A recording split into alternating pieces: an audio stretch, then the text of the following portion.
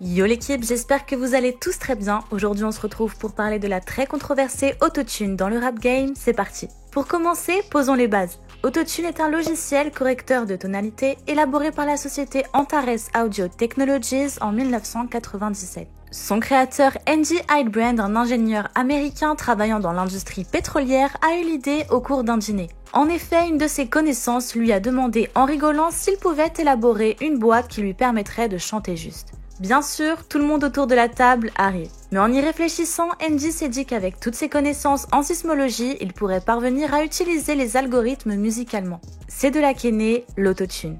L'apparition de l'autotune a suscité de nombreux débats, et encore aujourd'hui, elle ne met pas tout le monde d'accord. En effet, l'autotune ne fut pas bien accueilli des puristes qui y voyaient une dégradation du rap brut au profit d'un rap plus pop et commercial.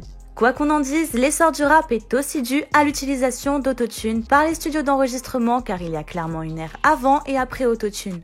En effet, auparavant, lors d'une prise de voix, l'artiste devait recommencer en boucle jusqu'à ce qu'il chante parfaitement juste, ce qui rendait beaucoup plus complexe l'élaboration des morceaux finis. Aujourd'hui, le producteur peut modifier à sa guise les prises de voix afin de les améliorer. Imaginez certains artistes sans autotune et demandez-vous s'ils auraient eu le succès qu'ils ont aujourd'hui. Pas sûr. L'autotune a donc ouvert le champ des possibles pour des artistes qui avaient toutes les clés pour réussir mais qui étaient stoppés par leur capacité vocale.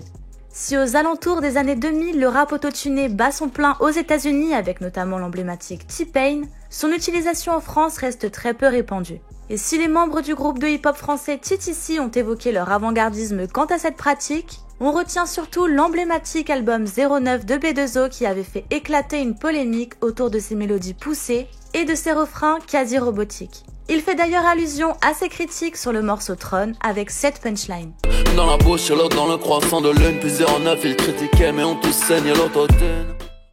Car si à l'époque beaucoup avaient reproché au Duc d'avoir pris cette direction, 09 a eu l'effet d'une bombe au sein du rap game et beaucoup d'artistes ont suivi ce chemin. Aujourd'hui, de nombreux rappeurs nous montrent qu'il est totalement possible d'allier un rap brut, fidèle à ses origines, et de l'autotune bien dosé qui vient juste perfectionner le morceau et lui donner une dimension plus originale et rythmique. Tout l'enjeu réside donc sur un bon équilibrage de son utilisation. Comment parler d'autotune et ne pas aborder Jul? J'y viens.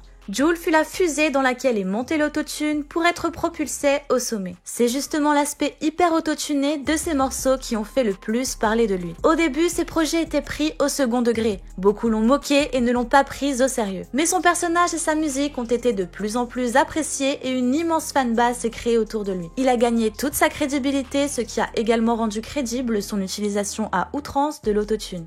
Par conséquent, il a fortement contribué à la normalisation et l'acceptation des modifications vocales rendues possibles avec autotune. Bref l'équipe, un artiste doit être capable de donner une performance live à la hauteur de ses morceaux, sinon l'art perd tout son sens et devient abordable à n'importe qui. L'autotune ne doit pas devenir une usine à tubes donnant un aspect totalement commercial au rap. Cependant, c'est une invention révolutionnaire qui ouvre le champ des possibles musicalement et qui permet une évolution constante du rap game. Aujourd'hui, hip-hop et autotune sont indissociables et leur alliance permet la naissance de projets ultra riches et originaux. Et même des rappeurs très authentiques l'utilisent pour offrir la meilleure version de leur art. La question qui se pose est, doit-on laisser totalement libre cours à l'autotune, quitte à s'éloigner des racines profondes du hip-hop, ou doit-on conserver une vision un peu plus puriste en limitant sa propagation? On vous laisse nous donner votre avis en commentaire l'équipe. Sur ce, je vous remercie d'avoir regardé cette vidéo. N'hésitez pas à vous abonner à Culture Rap et je vous dis à très vite pour une nouvelle vidéo.